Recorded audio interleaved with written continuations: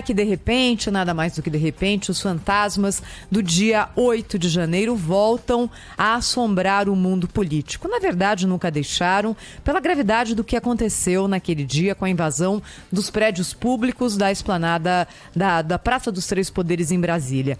A questão é que os ingredientes novos colocam novidades e colocam também ali incertezas em relação ao que vai acontecer a partir de agora, aos efeitos disso sobre o Congresso e o governo federal, e colocam também efeitos novos na CPMI, a Comissão Mista Parlamentar de Inquérito, que deve ser instalada já amanhã, quarta-feira, dia 26 de abril. Bem, quando a gente olha para esse caldo político e vê o que aconteceu em outras CPIs, que nós já cobrimos aqui na Rádio Bandeirantes, e foram muitas, foram dezenas, centenas talvez, a gente sabe que existem algumas máximas em relação à CPI. A primeira delas é que a CPI normalmente, cada vez mais, nesse momento aqui, com a política reproduzindo a forma de comunicação das redes sociais, as CPIs tendem a se transformar em circos, em plateias, em grandes palcos para o desempenho ali de deputados que usam os seus horários para aparecer. Sabem também da ampla cobertura que normalmente é dada por emissoras de rádio e TV, por jornais, pensam nas próprias redes sociais e muitos deles chegam lá para lacrar. Dessa vez não vai ser diferente. Me parece até que vai ser mais isso do que em outras CPIs. Porque existem dois lados muito claros de uma eleição polarizada que terminou no mês de outubro, mas que seguem aqui muito vivos e latentes.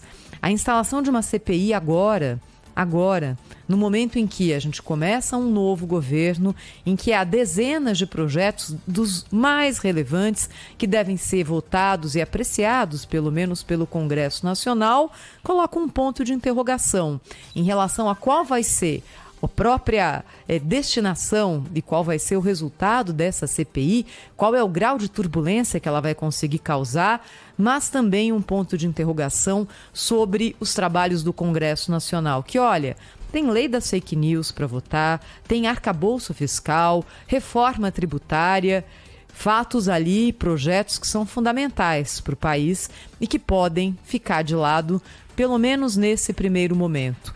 Quando a gente olha para o que aconteceu em 8 de janeiro, e nesse momento aqui a gente tem que olhar, até porque também é nesse momento em que o Supremo Tribunal Federal se debruça sobre os processos que envolvem aqueles que foram presos logo depois dessa data, alguns durante os ataques ao Congresso Nacional.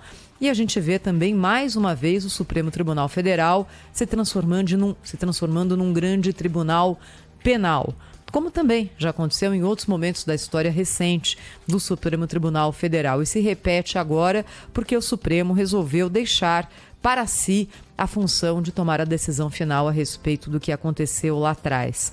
Tem muita coisa ainda para a gente entender qual de fato foi a participação daqueles que ficaram desgostosos com o resultado da eleição de outubro de 2022 e daqueles que estavam ali na cúpula mais alta do poder.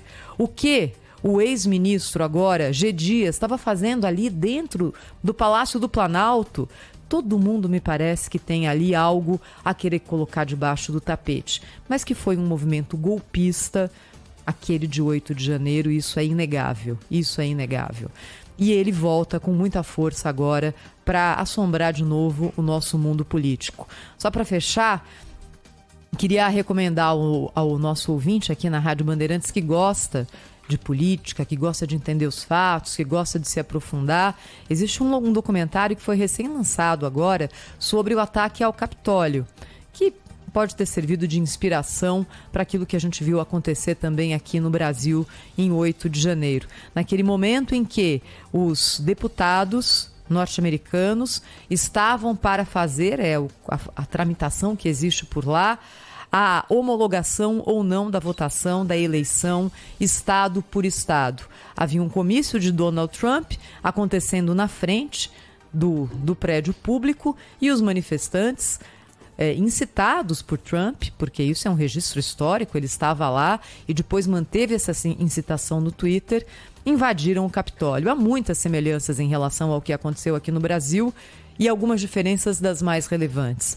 A primeira delas é que naquele momento nos Estados Unidos o presidente era Trump e aqui o governo já tinha virado.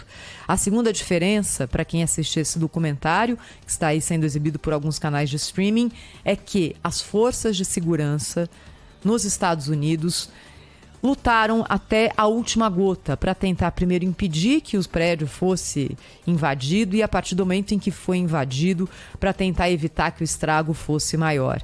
Aqui não havia sessão em andamento, os prédios estavam fechados, era num domingo, mas a gente praticamente não viu resistência. São só algumas das diferenças desses dois atos que, claro, deixam cicatrizes e sequelas nas políticas dos dois países.